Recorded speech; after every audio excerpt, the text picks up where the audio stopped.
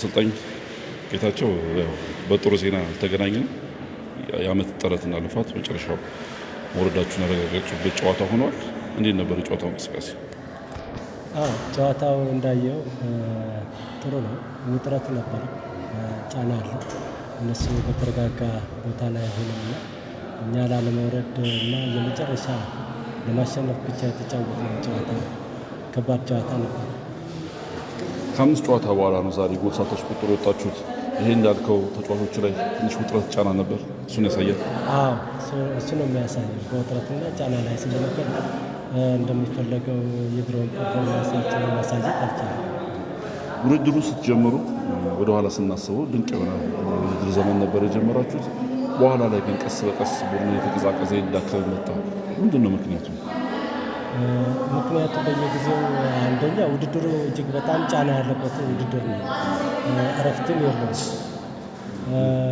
ስለዚህ የነበረውን ውድድር ለኛ እጅግ በጣም ከባድ ነበረ። መጀመሪያ ጥሩ ብንሆን እየወረድን የመጣንበት ምክንያት የበቂ ዝግጅት አለማድረግ አንደኛ ዋና ምክንያት ነው።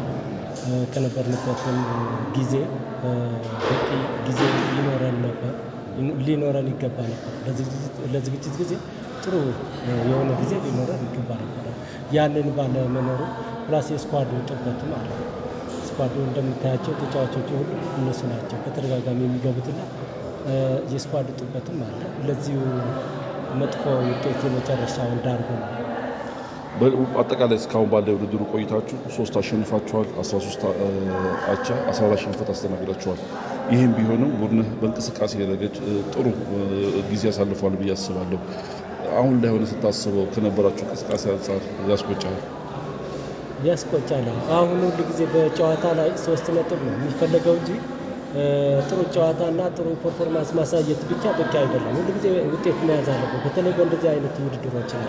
ስለዚህ ጥሩ ነበር፣ ብልጫ እንወስዳለን በተቃራኒ ቡድን ላይ፣ ሜዳችን ላይ ጥሩ ነገር እናሳያለን። የፊኒሽንግ ችግር አመት ሙሉ ያሰቃየን ችግር ሆኖ ፕላስ እንደገና 4 የመውረዱ ያህል ደግሞ ትልቅ ራስ ምታት ነው። እረፍት የለም።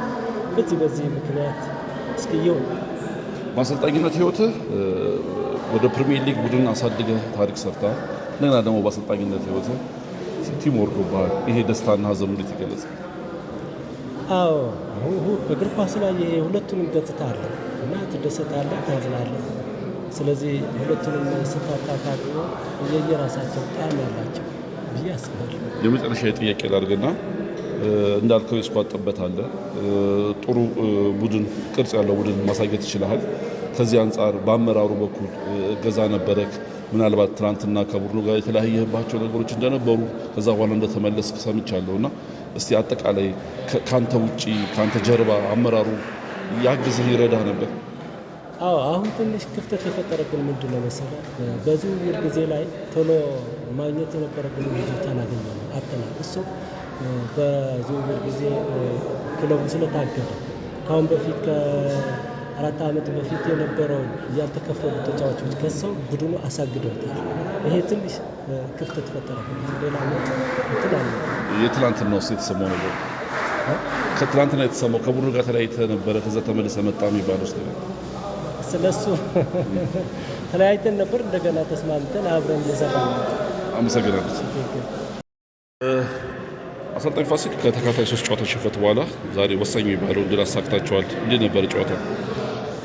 ጨዋታው እንግዲህ አስቸጋሪ ነው። እንደዚህ አይነት ጨዋታ ማሸነፍን ብቻ ታርጌት አድርገህ ስትመጣ ጨዋታው አንተ በምትፈልገው መንገድ አይሄድም።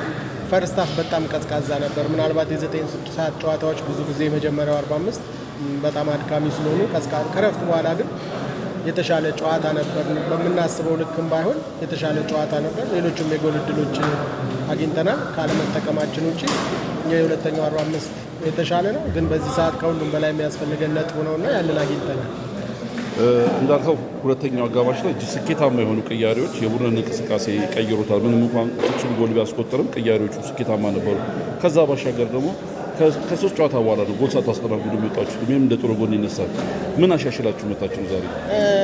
ያንን ነው ባለፉት ጨዋታዎች እንደ ደካማ ጎን ያየነው ያንን ነው። ባለፉት 3 ጨዋታዎች ነጥብ መጣላችን ብቻ ሳይሆን በምንፈልገው መልኩ ጎሎች እያገባን ነበር። 3 ጨዋታ አንድ እኛ ካለን የአጥቂ መስመር አንጻር ይሄ ደካማ ነው የሚባል ነው። አንዱ ችግራችን እሱ ነበር። አጥቂዎቻችን ጎሉ ፊት ለፊት የሚያገኟቸውን ኳሶች እየተጠቀሙ አልነበረም። ያ ደግሞ ትንሽ በስነ ልቦና ያወረዳቸው ይመስለኛል። በሁለተኛው 45 በመጀመሪያው 45 ያየናቸውን ድጋሚ በመጀመሪያው 45 ያየናቸውን ክፍተቶች አዲስ ጉልበት በማስገባት ለመጠቀም ሞክረናል።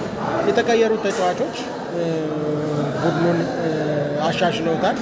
በእርግጥ እኛም ተጫዋቾቻችንም ጊዮርጊስ ያለበት ደረጃ ይመጥነዋል ብለን አናስብም። አንደኛ ከአደጋው ክልል መሸሽ እንፈልጋለን። ሁለተኛ ጊዮርጊስ ያለበት ደረጃ አይመጥነውም የሚል ሀሳብ ውስጣችን ስላለ ያ ትንሽ ተጫዋቾቻችን ላይ ጫና የፈጠረ ይመስለኛል። እግዚአብሔር ይመስገን በመጨረሻ ተሳክቶልናል።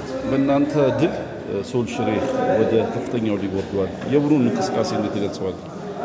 ሶል ሽሬ ዛሬ ብቻ አይደለም ባለፉት ጨዋታዎችም ተከታትሏል። የእውነት ለመናገር ትሁት ለመሆን ሳይሆን የእውነት ለመናገር ሶል ሽሬ ጥሩ ቡድን ነው።